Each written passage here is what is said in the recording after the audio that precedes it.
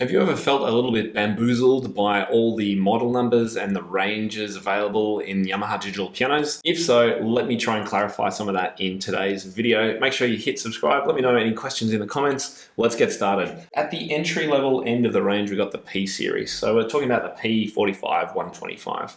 Let's move up from that. The next level up is the YDP series. You might have heard of this. And there's a number of different model numbers in each of these sections. Moving up from there, you've got the CLP. They're your really good digital piano replacements if you don't want an acoustic and you're looking for a digital piano.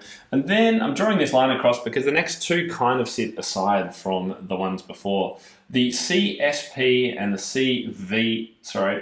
CVP are your Clavinova instruments, and these are actually quite different to the ones below.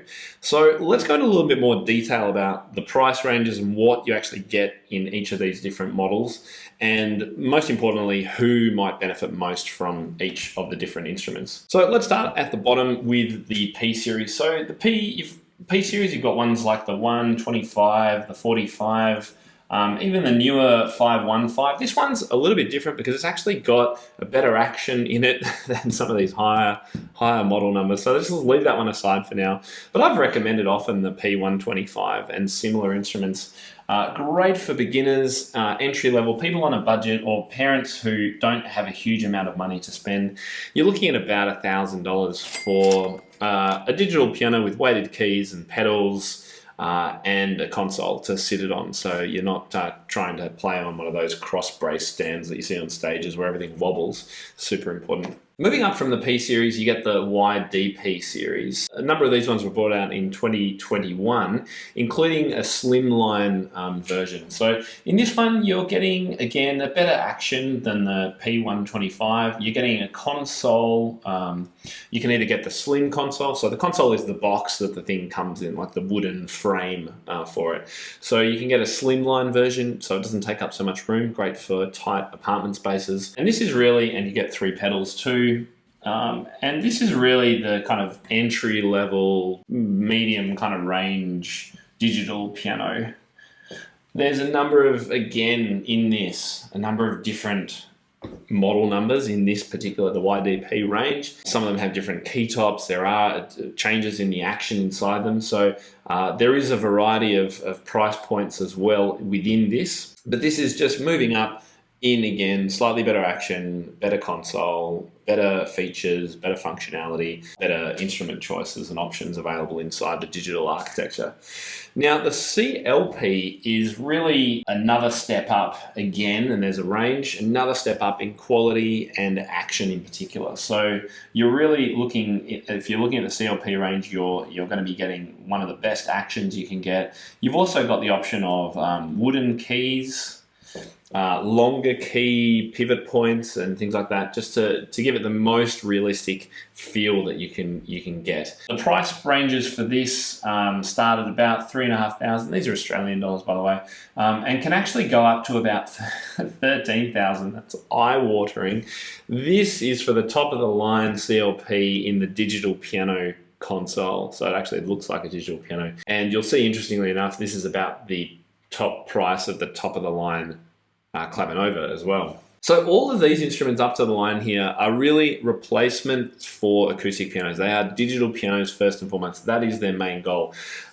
Most of these don't have any kind of built-in screens as well. Yamaha's gone for connectivity with iPads now and using an iPad app to control the instruments. And I actually think it's great. I've really come to enjoy using my iPad with the instrument to change sounds and alter the timbre and the tuning, and be able to record incredibly easily and add layers and things like that, because you can do it all in an interface that you're familiar with.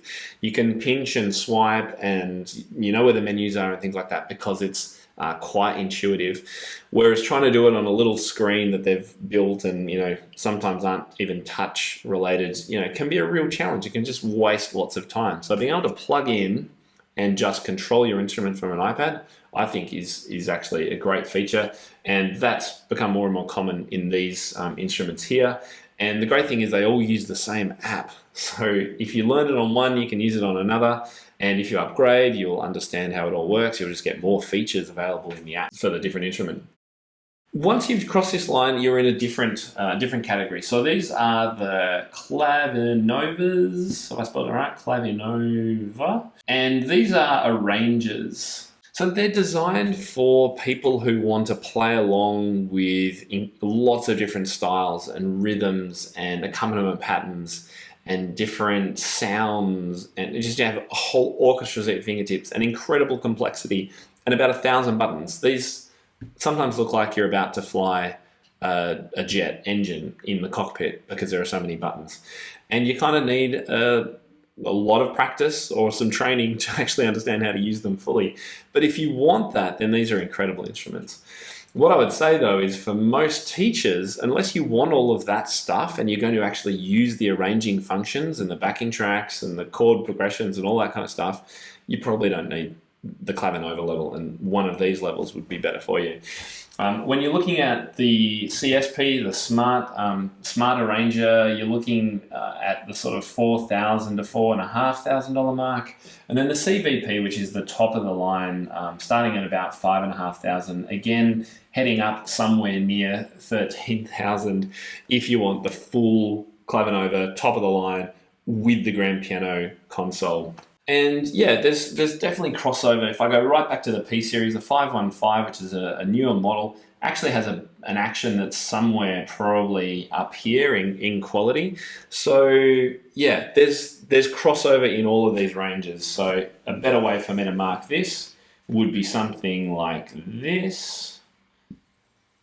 You know, you get the idea. Lots of crossover in all of these ranges. Some of the lower models here, higher levels here might be better than the lower models in a higher group. But my goal for this video is just to give you that outline of, well, what are all these symbols and letters mean? What do the numbers mean? And approximately where does the price fit? And who are they for? And I hope that has been helpful for you. If you've got any questions, leave a comment below. I'd love to have you subscribe as well by hitting the bell icon. Check out some of my other videos. I do review and unbox keyboards and digital pianos when I can. Hope you enjoyed the video, and I'll see you in the next one.